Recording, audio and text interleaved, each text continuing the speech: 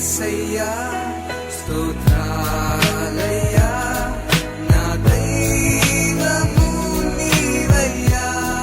శుభోదయం. క్రీస్తు యేసునందు ప్రియమైన దేవుని బిడ్డలారా, మన రక్షకుడైన యేసుక్రీస్తు యొక్క పరిశుద్ధ నామములో మీ అందరికీ ఉదయకాల శుభాలు తెలియజేస్తున్నాను. దేవుని యొక్క మహాకృపను బట్టి దేవుడు మనల్ని ఎంతో ప్రేమించి మరొక నూతనమైనటువంటి దినాన్ని దేవుడు మనకు అనుగ్రహించున్నాడు. దేవుడిచ్చిన ఆరోగ్యాన్ని బట్టి, ఆయుష్ని బట్టి, అనుకూలమైనటువంటి పరిస్థితులను బట్టి ఎలవేళలా దేవునికి మనం కృతజ్ఞతలు చెల్లించేటువంటి వారిగా ఉండాలి. ఈ దినం మన టిఎల్సి అనుదిన ఆహారంలో దానియేలు గ్రంథం 5వ అధ్యాయం 22, 23 వచనాల్ని, ఈ 2 వచనాల్లో కూడా దేవుని బిడ్డలారా ఒక శ్రేష్టమైనటువంటి ఆధ్యాత్మిక తలంపు ద్వారా దేవుడు నీతో నాతో మాట్లాడుతున్నాడు. 22వ వచనాన్ని మీరు చూసినట్లయితే, బెల్షాజరు అతని కుమారుడు వగు నీవు ఈ సంగతి అంతయు ఎరిగియుండియు నీ మనస్సును అణుచుకొనక పరలోకమందున్న ప్రభువు మీద నిన్ను నీవే హెచ్చించుకొంటివి.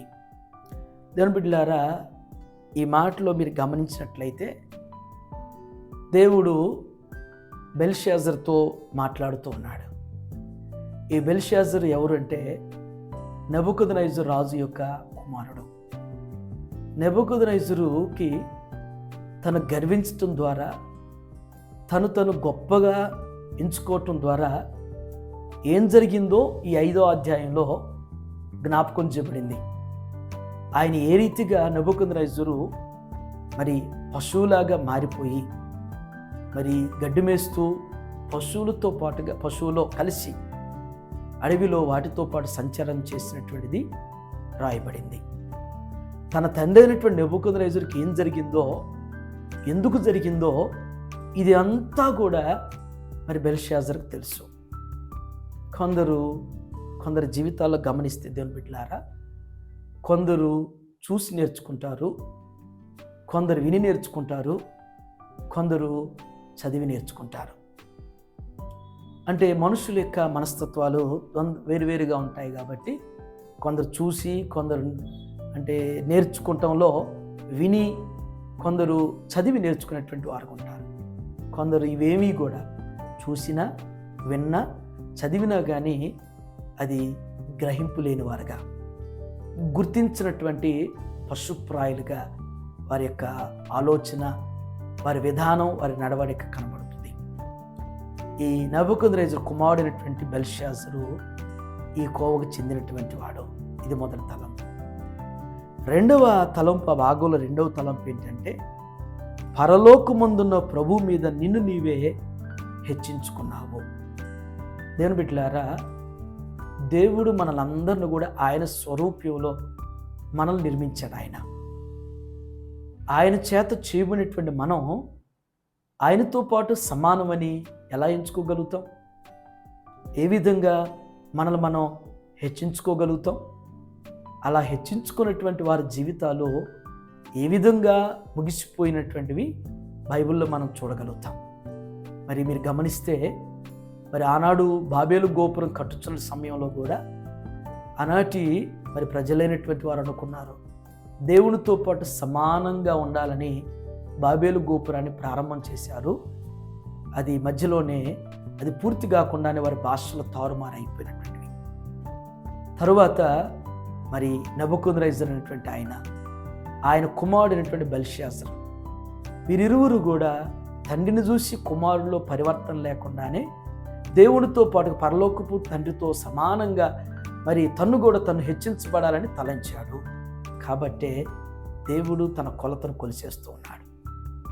అందుకనే గోడ మీద వేలుతో రాయబడుతున్నటువంటి వ్రాత ద్వారా దేవుడు బెల్షాజర్తో మాట్లాడుతున్నాడు. ఈ ఉదయకాల సమయంలో దేవుని బిడ్డలారా, టిఎల్సి అనుదిన ఆహారం చూస్తున్న మనందరి జీవితంలో కూడా ఈ మాట మన జీవితానికి అన్వయించుకోవాలి. మనం ఎన్నడూ కూడా మరి మన జీవితంలో మనం పొంది అనుభవించిన ప్రతిదీ కూడా దేవుని అనుగ్రహం అనుకుంటే మనం తగ్గించుకుంటాం. అలా కాకుండా మనకు మనమే గొప్పగా మరి పరిస్థితులు మన కళ్ళ ముందు ఎన్ని చూస్తున్నా, వింటున్నా, చదువుతున్నా కానీ గ్రహింపు లేని వారుగా ఉంటే ఎంత దయనీయమైన పరిస్థితి ఆలోచన చేయాలి.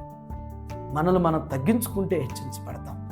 ఒకవేళ మనకున్నటువంటి జ్ఞానాన్ని బట్టి, మనకున్న అధికారాన్ని బట్టి, మనకున్న ఐశ్వర్యాన్ని బట్టి, మనకున్నటువంటి ఉద్యోగ ఘనతను బట్టి గొప్పగా మనం ఊహించుకుంటూ ఉంటే మరి ఎలాంటి పరిస్థితి ఉంటుందో మరి అనేక మంది బైబిల్లో వారి అనుభవాలు చూసిన తర్వాత ఈ దినం గ్రహించగలిగితే మన జీవితాలు ఆస్వాదించబడతాయి.